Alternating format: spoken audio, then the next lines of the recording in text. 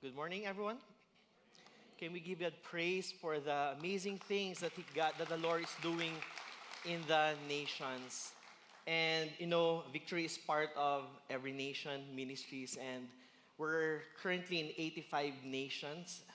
And for the next 5 years, we're praying and we're hoping, we're believing by faith that we will be able to uh, plant 20 new churches in nations without an every nation church. And so for the Philippines, we're assigned to go to 5 nations. That's why earlier this year, we were able to do a scouting trip in Italy. And by next year, we would be sending a church planter there. And at the same time, we're also going to be sending a church planter from Davao. By next year, we'll be sending a scouting trip team to Lebanon from Davao. Imagine. Look at the person beside you. Tell that person, baka ikaw na yun. But we'll be sending one of our leaders there by next year. And here's what I would want us to understand, that the Lord wants to bring people into knowing Him, that people would experience and receive this gift of salvation. And before we get into the Word, can we just take the time to pray for our Mission 2029 initiative? Let's pray. Lord, thank you for this great call that you have given to our church, to our movement. I pray for grace. We pray for provision. We even pray that you would set apart your people whom you will be sending to the nations so that the gospel will be preached and that your name will be known and that your name will be glorified. I also pray that even for us, Victory Davao, that we will be faithful in preaching your word, and Lord, we'll be able to raise up missionaries, campus missionaries who will be sent to the nations so that the gospel will be preached. I pray that even right now, that you would cause each of us to be able to participate, to be involved, whether to pray, to give, or to go. I pray that you bless our church and may you use our church, we pray. In Jesus' name, amen. Amen. Now, can you greet the person beside you? Tell that person, it's so good to see you today. Now, just before we get into our brand new topic about Christmas, just a quick announcement, two quick announcements. Next year, on January 24, we will be having our baptism service. Okay? Now, what does this mean? When you talk about baptism, Jesus instructs or gives this command, go and make disciples of all nations, baptizing them in the name of the Father, the Son, and the Holy Spirit. In other words, to those who have made that commitment to follow Jesus, to be baptized is a command that we are to obey. But at the same time, the Bible tells us in Acts chapter 2 that to those who believe in Jesus, they repented of their sins and they went through water baptism. In other words, if you are a follower of Jesus, if you have made that commitment to follow Jesus and make Him as your Lord and Savior, we would like to invite you and pray. Obey the Lord. And January 24, that's on a Saturday, we will be having our baptism service. We're so excited for this.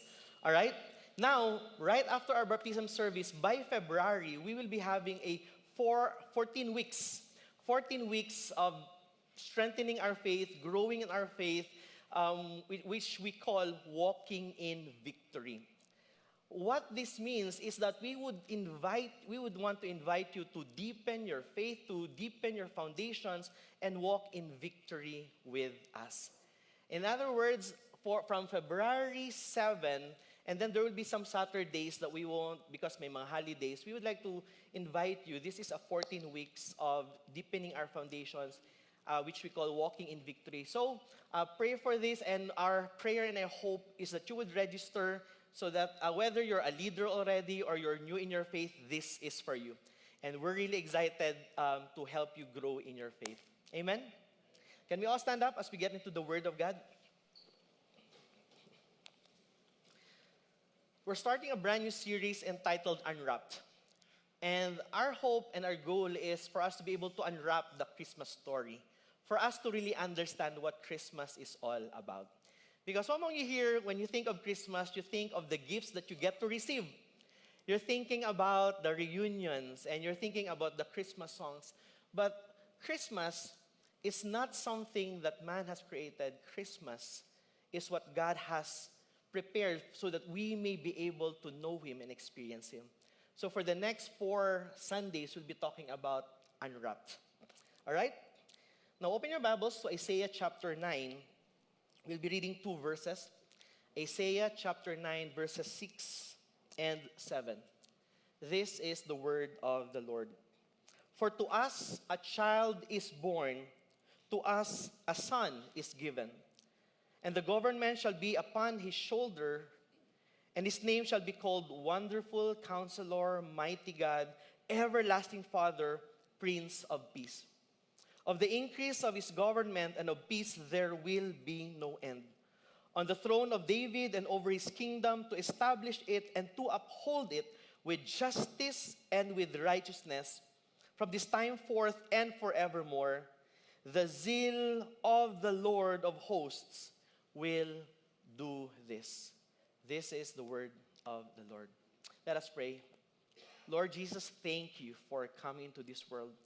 Thank you because you willingly came into this world, obeying the will of the Father, Lord, to bring salvation into this world. And Lord, we are thankful that we get to receive this gift.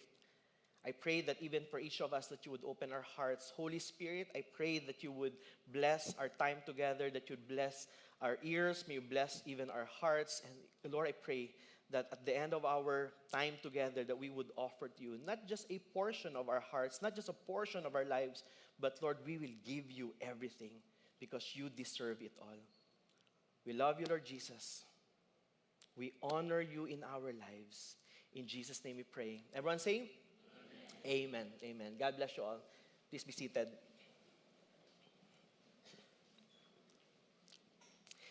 Imagine a world without Christmas.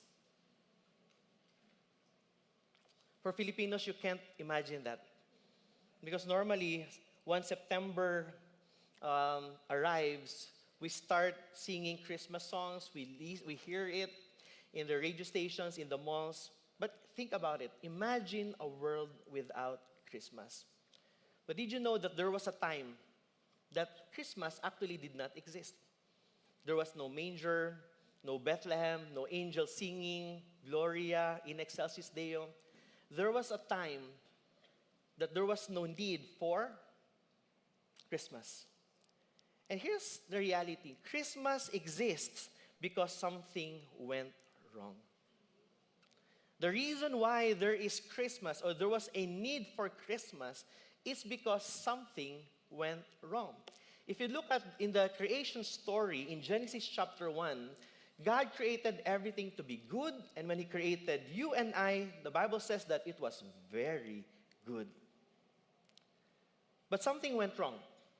In Genesis chapter 3, it records how sin came into the world, how sin came into the picture. And because of sin, that's where brokenness started to come in, and it broke our relationship with God. There has now become a separation between a holy God and basically the brokenness of man. But in this same chapter, in Genesis chapter 3, God gave a wonderful promise. In Genesis 3:15, it says there, I will put enmity between you and the woman, and between your offspring and her offspring. And He says here, he shall bruise your head. It was God speaking to the serpent. He will bruise your head, and you shall bruise his heel. Now, in theology, scholars would call this as proto-evangelium, wherein it says it's the first announcement of the gospel. In other words, this specific line that he shall bruise your head, this is a picture, this is a prophecy, this is a promise that God has given in scriptures, in His word, that God will ultimately defeat sin and He will defeat the enemy. And this is a promise of what we call right now Christmas. That yes, sin entered this good and pleasing and perfect world that the Lord has created. And when sin entered, it has distorted things. It has destroyed this relationship that we're supposed to enjoy with God. Now, who among you here, you are so excited in worshiping God today?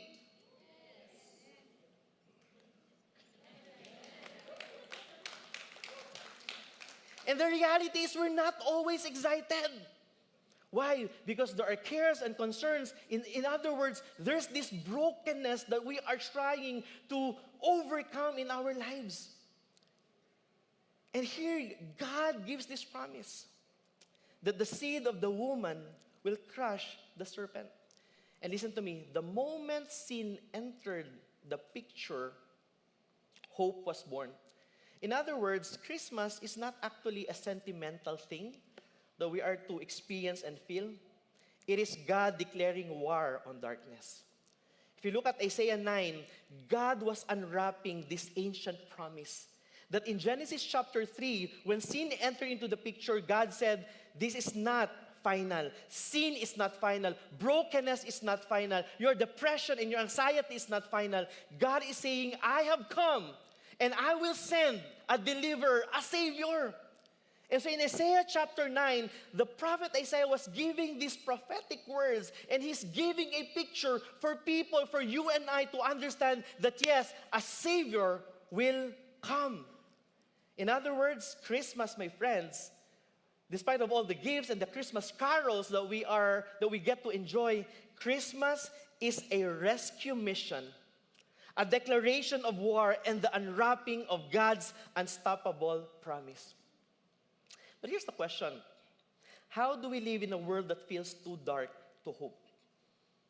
If you look at the world that we live in right now, how many of you here, you're so encouraged with what you read in social media, with all of the noise, with all of the opinions that people are saying? And sometimes social media is, of course, we all know that social media is very toxic. But in the same way, we have to understand that as believers, as people of God, we don't dwell, we don't abide with what social media says, we abide in what the Word of God says. And the good news for each of us is that though there's so much brokenness around us, the Word of God has something to say.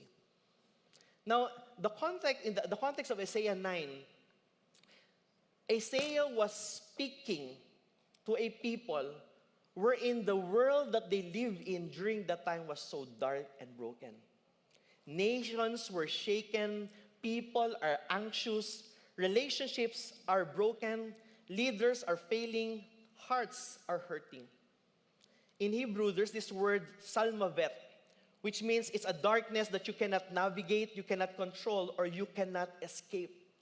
Have you ever been in that position where you try so hard,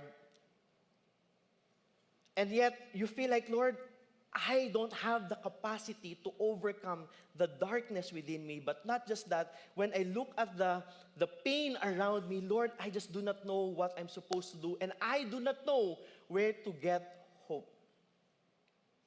That's why Isaiah 9, despite of the darkness happening around them, Isaiah speaks to the people that a great light has dawned. And this is the first truth that we all need to learn, that God's salvation came wrapped in a child. Not in an army, not with chariots. God did not send a politician. He sent a child. Isaiah chapter 9 verse 6, it says, therefore to us a child is born. Let me ask you this question. How many of you here, you were a person, God's gift to a mankind, and you came from heaven, and the gates of heaven opened, and you came into this world floating? Now, how many here, you were born? And the moment you were born, your parents were very happy. Natuwa ba yung mga parents ninyo yung pinanganak kayo? I'm pretty sure. And I hope we all understand that Jesus Christ, He could have come as a warrior, He could have come as someone with all the armies of angels, yet He came here as a child. The Bible says, for to us a child is born. And the word born here emphasizes real humanity. In other words, God has a great intention of saving His people, and instead of just sending an angel, He sent a child. Like us, like you and I, someone who understands the pain of what it means to live in this world. Do you know how amazing it is that God sent Jesus Christ as a child, it simply means that Jesus is someone who has experienced our anxiety, our pain, the brokenness of this world. That's why we can never say, Lord, di makarelate sa mua. But the reality is Jesus who lived a glorious life in heaven. Everything was perfect. Everything is glorious. And He exchanged the glory of heaven with the brokenness of this world.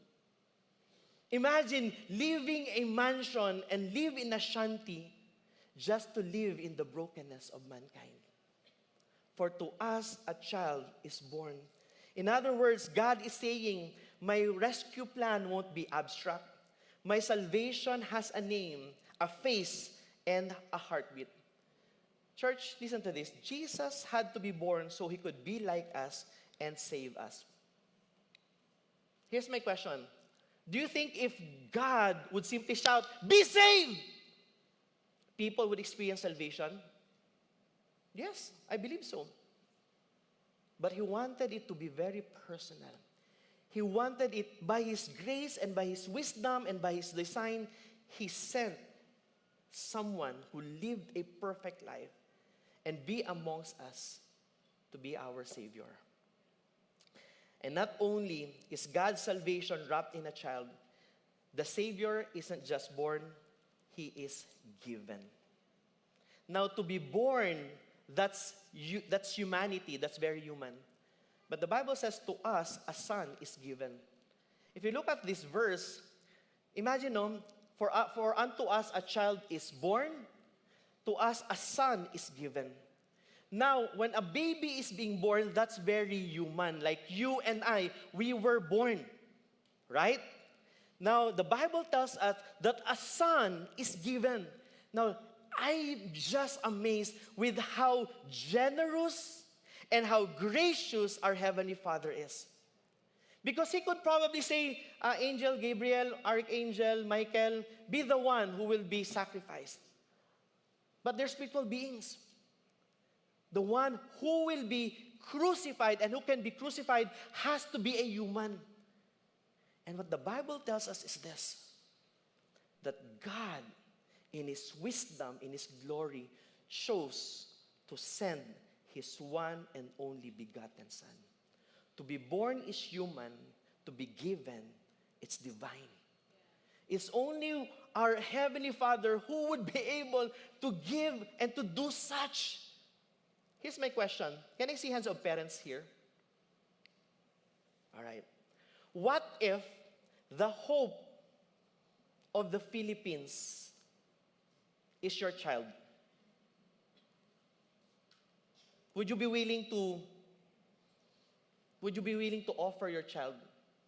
But your child has to die so that the Philippines will be rescued and be redeemed and we will be great again. Parents, question, would you be willing to offer your child? For some of you, you're saying, Pastor, sumbaganin na lang ta. Di pwede na. And the truth of the matter is that we love our child so much that we are not willing. We don't even want a mosquito to bite them. We don't even want them to be exposed to the sun. Kung pwedeng hindi sila pwedeng pawisan, gagawin natin. Why? Because we love our children that much. But the Bible tells us that our Savior isn't just born, He was given. Imagine what our Heavenly Father had to do, that He sacrificed His one and only Son. We all know John 3:16, for God so loved the world that He gave His one and only Son. In other words, He gave His Son not because it was the wisest thing to do, which I know it is the wisest thing to do, but He gave His Son out of love. Amazing. And this Son is not just any other son, but He is the promised Son from the lineage of David. In other words, all of the prophecies in the Bible was fulfilled through Jesus. But not just that, listen to me, He is also the eternal Son. He is the eternal Son who existed even before Bethlehem. Even before the creation of the world, this Son, Jesus Christ, already existed. And the first phrase emphasizes humanity, the second phrase emphasizes divinity. In other words, Christmas is not the start of Jesus. It's the start of his mission. You see, Christmas is the eternal Son stepping into time. The infinite God becoming an infant. The Creator steps into creation, and the giver becomes the gift. Listen to me, everyone. Christ wasn't just born into the world, he was given for the world. I love this quote by A.W. Tozer. He says, Jesus is not one of many ways to approach God, nor is he the best of several ways. He is the only way. And truth of the matter is that there are so many things that people would say about Christmas, or people would talk about salvation. Have you ever heard people tell you that all roads lead to God? That there are many ways that lead to God. But do you know what Jesus said? John 14:6, he says, I am the way, the truth, and the life. No one comes to the Father except through me. What that means, my brothers and sisters, is that Jesus is claiming an exclusive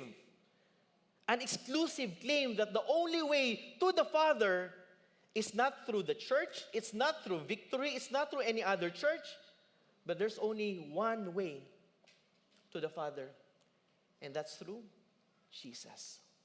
Jesus never said that I am a way, that I am just one of the options, that I am one of the ways. He says, I am the way, the truth, and the life. No one comes to the Father except through me. And I just feel like there are some of us here that we are taking this for granted. You may have heard or you may have watched something on TikTok this week and say that just be a good person and you'll get to heaven. Maybe you've watched something and what that influencer would say, you know what, just do good. Make sure that people see your kindness and probably God will accept you. But the Bible is clear that the only way to the Father is through the Son.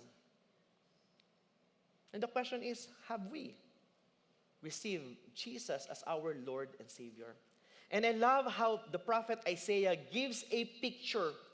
He gives 4 names, 4 facets of Jesus Christ as the Savior King.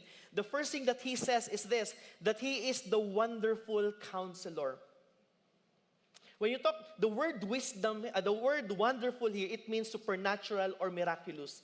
And the word counsel here, it means to guide and to be a wise leader. In other words, Jesus is someone who knows your anxiety. Jesus is someone who understands your wounds. Jesus is the one who counsels, who leads to life. In other words, having Jesus in our lives, he's not a therapist who will simply tell you, hey, are you doing okay today? If you're not doing well, just don't go to church.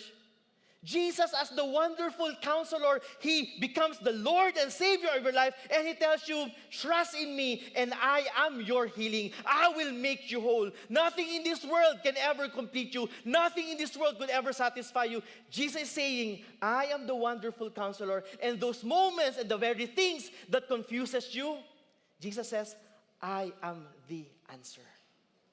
So if you're struggling in your marriage, listen up. It's not about trying harder to be a better husband. It's about trusting who Jesus is and believing what he says of what it means to be a godly husband and a godly wife. But for some of you, you're still struggling. But Pastor, it's so hard to love my husband or to submit to my husband. Or a husband would say, but Pastor, it's so difficult to love my wife. Magla-lunch na lang kami, Pastor. Pinag-usapan namin saan tayo kakain. Nag-aaway na kami.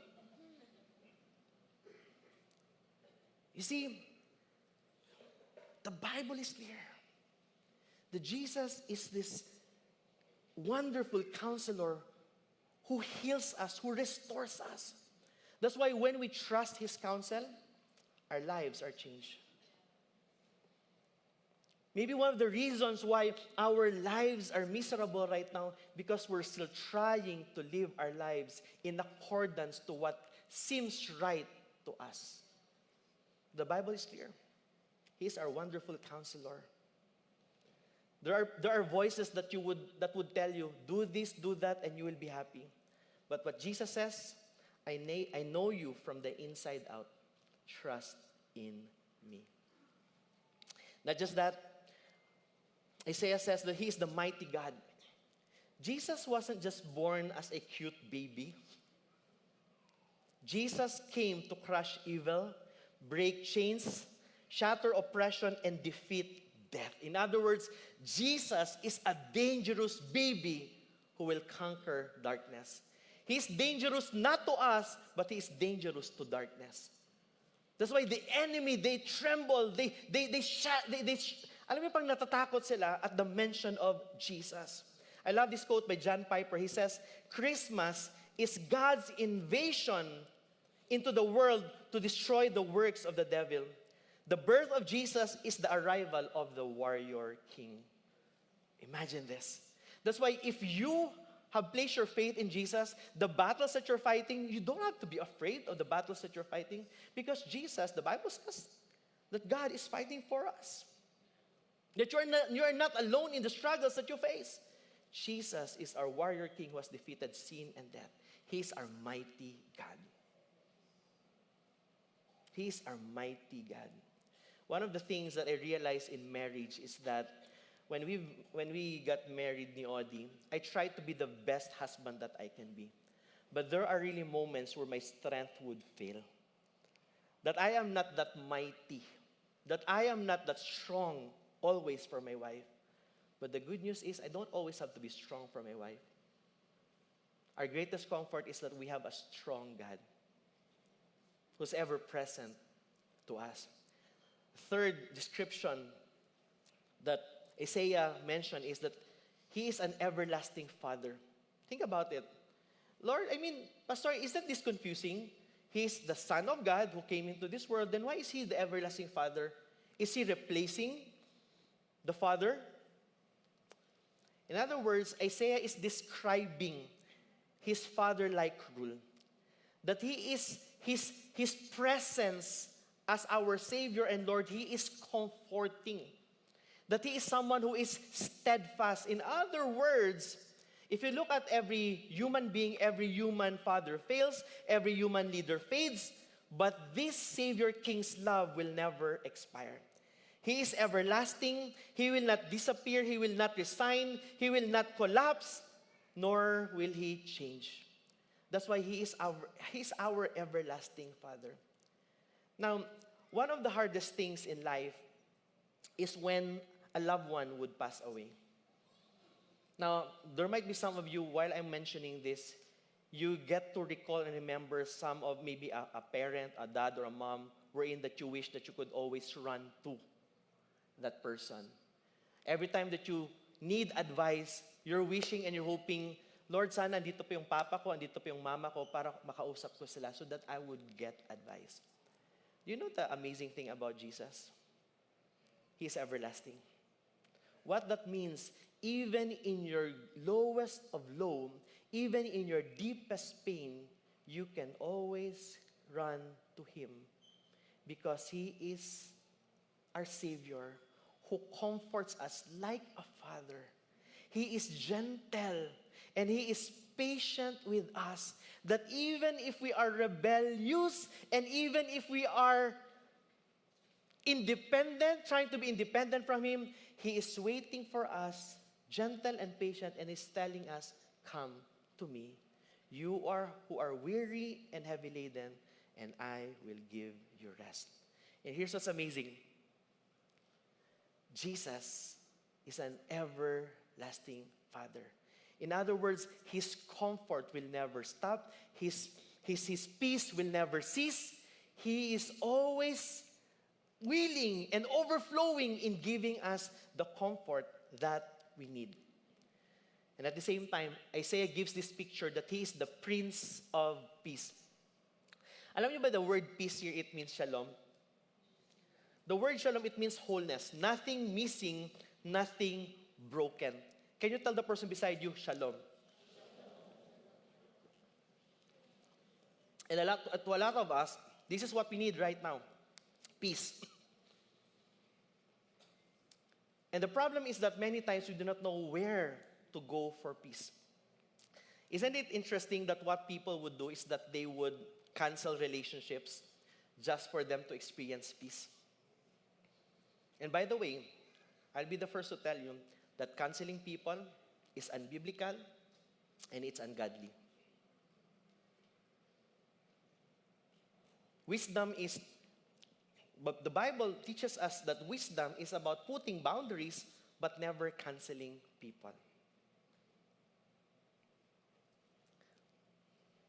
How among you here you have enemies that are so toxic in your life? Do you know what the Bible says about how to deal with your enemies? Love your enemies. Can you tell the person beside you, love you?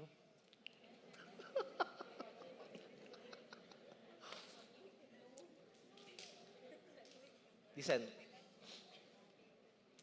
peace is one of the greatest needs one of the greatest pursuits of people. They think that if they would travel more, they think if they have more money, they think that if they get to live in a nicer house, drive a nice car, they think that if everything is doing well for them, there's no sickness, there's no pain, then they will be at peace. But the kind of peace that God gives us, it's not just external peace where there is absence of war and famine and problems. But the kind of peace, it talks about wholeness. In other words, that nothing is missing in your life, that nothing is broken in your life, and that kind of peace is only available when you are reconciled with God. Truth of the matter is, pwede kang pumunta ng department store later, bibili ka ng, di ba, tatanong sa tao, ang tawag sa sales lady, Miss, namoy peace diri? The only peace that they could give you is toothpaste.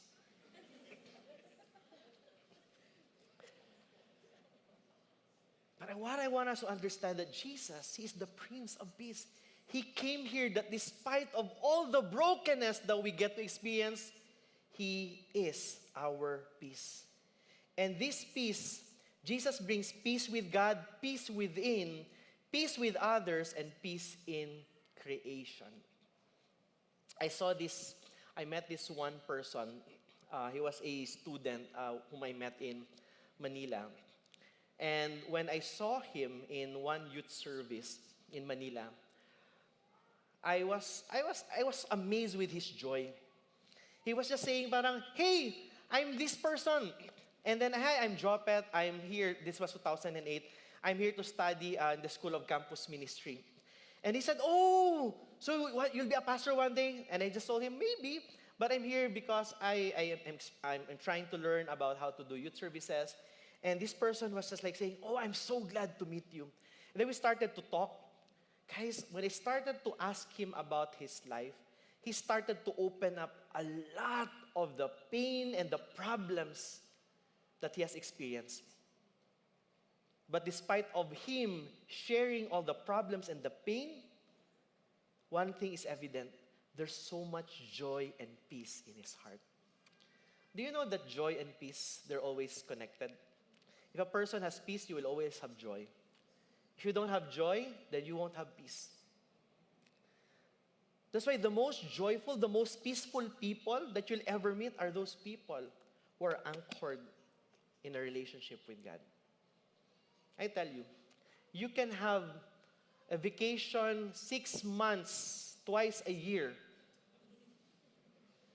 And I tell you, you will still not have peace. Sino sa inyo gusto niyo ng 6 months vacation twice a year? Every year? You think you'll have peace? I'm not sure. I'm not so sure. But one thing I know, you can go through some of the deepest pain and the deepest wounds. But if you're in Christ, and this is what the Bible says, if you're in Christ, it's not your pain that determines your life, your worth, your meaning, your value. Christ gives you meaning. Christ gives you value. And here's the most important part. That as we unwrap this promise of salvation, God's promise doesn't fail. It prevails. Isaiah says that his reign will be everlasting, that he will establish justice, that his rulership will be marked by righteousness.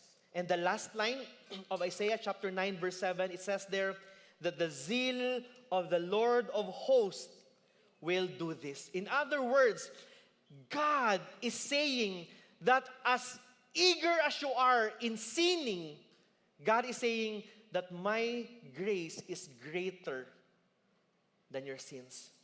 What God is saying, that I am more committed to saving you than you are sinning against me. In other words, friends, our salvation is not dependent on our efforts. It doesn't depend on our merits. It's about what God has set to accomplish of doing. That's why the point of Christmas is not just for us to have Christmas trees and Christmas lights. The point of Christmas is that Jesus Christ came here to offer salvation, this reconciliation, that we may be in a relationship with our Father in heaven. And the only way that we can be reconciled with God is through Jesus. Not our good intentions, not your good looks, but it's the goodness of our Savior. God Himself will see this promise through. J.R. Packer says, the Christmas message rests on the staggering fact that the baby in the manger was God. The manger was the starting point. The goal was the cross. The point of Christmas is the crucifixion on the cross and Jesus resurrected from the dead. I hope you all understand that when we think of Christmas, it started from Genesis. That when sin entered into the world, while you're still struggling with your sins, while we are all struggling with the brokenness of this world, in the beginning, yes, God created the heavens and the earth, but when sin entered, God gave this promise that there will be salvation. Listen to me, everyone. Whatever pain or brokenness, whatever wound, whatever trauma, whatever triggers we may have experienced in our lives, there is healing, there is wholeness, there is hope in Jesus Christ. So how do we respond to this gift being unwrapped today? First thing that we need to do, we need to surrender to Jesus as Lord. We don't just believe in Jesus that He died on the cross for our sins. We need to surrender our lives, declaring that He is the Lord of our lives, that He is King. Listen to me, we cannot separate the Jesus being Savior and Him being the Lord of our lives. One of the greatest problems in a lot of churches today is that people would only say, Jesus, I want you to save me from my sins, but still let me run how I want to live my life. That's why I will only serve you when it's convenient. I will only offer to you what is comfortable. But listen to me, Jesus gave His all so that you and I would experience the fullness of salvation. Now, the most reasonable response to what Christ has done is to give Him our all. Surrender to Jesus as Lord. Not just that, seek Christ above all. We're in church today, and it's great that we get to sing songs about the Lord.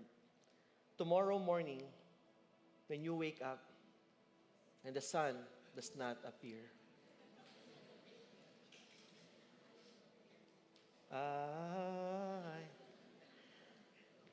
but listen to me. Tomorrow, when things don't go well for us, are we going to pursue and seek who Jesus is in our lives? You know, Jesus Christ came here not just for us to celebrate Christmas. Jesus Christ came here so that we may live in His resurrection. And every single day that we live in His power, that we will experience with so much joy and peace and hope and faith. You see, when we live out in His resurrection power, listen to me, magbabago ang buhay natin. Husbands, wives, children, single professionals. You don't get your worth from what people would say, but every single day, you get to live out on what Christ has already given to us. And here's my prayer, that as we transition to 2026, more than just praying, Lord, please give us a new car. Lord, please give us breakthroughs. Listen to me, the greatest breakthrough that you and I have received is our salvation. And now that we're in Christ, may we live out in the fullness of its gift, of its power, of its purpose. That may we live in His presence every single moment of our lives. Listen to me, husbands, the best gift that you could give to your wives is not a trip abroad, it's a godly character. And the same goes with the wives. You may plan, you may cook so well, but the best gift that you could give to your husband is a godly character. That you are the godly wife that God has called you to be. And parents, the best gift that you could give to your children is a godly marriage. My prayer is that parents, is that every time your children would look at you, and every time that they would see you, they'd rather say, ew, lagi yung nagkikiss, yuck. Why? Because you can't help to express that godly love to one another. Kasi lagi yung nag-aawa and your children would say, tama na.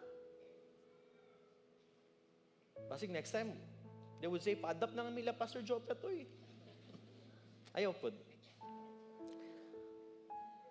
To all of us, Jesus Christ came into this world to save us.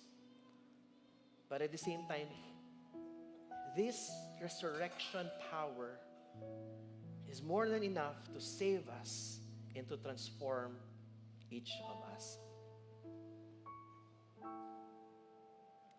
Look at the person beside you. Kailangan bang magbago? To be transformed is not by our own efforts. It's not by our own doing. It's trusting in the finished work of the Lord Jesus Christ. It's walking in the Spirit every single day of our lives. Now, last thing, what are we supposed to do? We share the promise of Christ. Over and over from the Old Testament until the New Testament, everything points to Jesus. That's why the prophets kept on repeating and speaking hope to the people of Israel. Do not turn away from God. But despite of their rebelliousness, they kept on sinning, and yet God was always patient. And the Bible tells us that one day Christ will come. For unto us a child is born. And more than 2,000 years ago, it's not necessarily December 25. I hope that's clear with us. But we just commemorate. We choose to remember His coming. But here's the point. Jesus Christ came so that we may receive and experience His salvation. You see, Christmas is the unwrapping of the oldest promise that when the world fell apart, God Himself would step in, take on flesh, and bring a kingdom of wisdom, power, love, and peace that will never end. The promise began in Eden. The promise was unveiled in Isaiah. The promise came in Bethlehem. The promise reigns today. And the promise, ladies and gentlemen, is returning soon. So have we placed our faith in Jesus? I want to end by giving this one important point. The promise of Christmas, unwrapped, must be a promise received, pursued, and proclaimed. Amen? Let's pray. Oh Lord Jesus, thank you. Because of your goodness, because, Lord, of your humility and your obedience, you came into this world. You willingly gave your all. so that we may be saved, that we may be restored in our relationship with God, that we might receive our forgiveness of our sins. Lord, help us. Lord, help us to understand that it's never really about the efforts that we make, that it's never really about even our earthly wisdom. Because, Lord, we are limited. We are fallen people. We are broken people living in this broken world. But, Lord, the hope that we have rests on your finished work. So, Lord, help us to know your truth, to live by your truth. Lord, to surrender everything of who we are to you. I want to invite you right now. Just bow your heads, close your eyes. I want you to say a prayer to Jesus. Thank Him for the salvation that He gave you. Thank Him for the forgiveness of your sins. But at the same time, if you haven't made that decision to follow Him and to receive Him as your Lord and Savior, in your own words, from your own lips, I want you to make that prayer right now, committing your life to Jesus and receiving Him as your Lord and Savior. Go ahead, church. Start praying.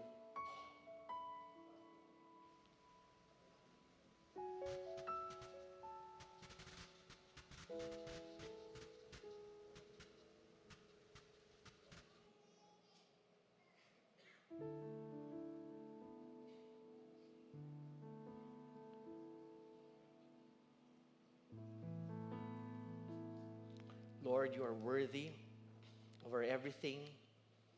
Lord, you are worthy of all glory, honor, and praise. And Lord Jesus, thank you for giving your life that we may live. Lord, today we give you our love, we give you our lives, we give you our hearts. Jesus, you are our Lord and Savior. And Lord, we honor you in this place. We honor you in our hearts. Thank you, Lord, for Christmas. And thank you for dying on the cross for us. Lord, be glorified in our lives. Amen. Amen. Can we all stand up, everyone? I want us to sing this song and declare just how amazing, how great He is in our lives. Amen. Let's sing this song and then we'll close in prayer later.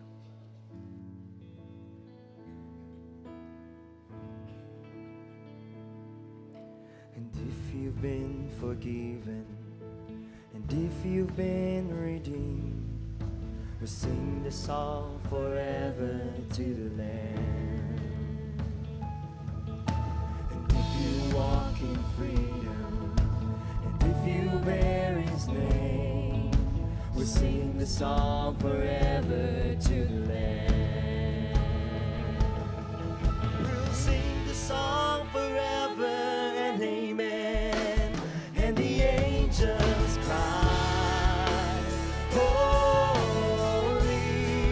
all creation cries, holy, you are lifted high, holy, holy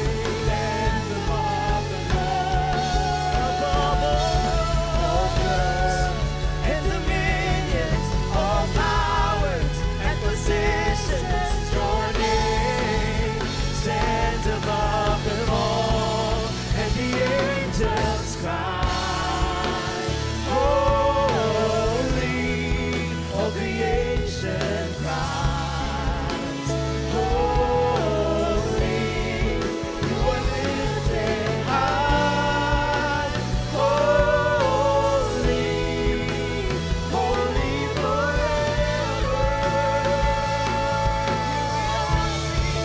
Hear people sing, holy, to the King of Kings. Holy, we will always be.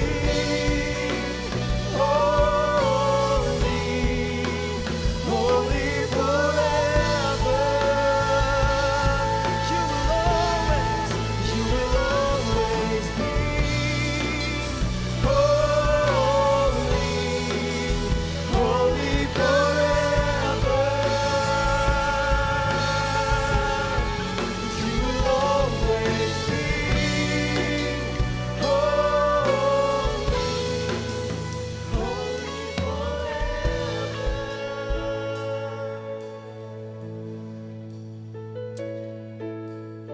Indeed, Lord, you are holy forever. You are loving forever. Your forgiveness is forever. Your grace is forever. Your mercy is forever. Lord, that's who you are. Lord, thank you that even as your word says that you are our wonderful counselor, Lord, your words bring life. Lord, your words give meaning. It transforms us. It comforts us. It gives us joy and hope and faith. Lord, you're also our mighty God.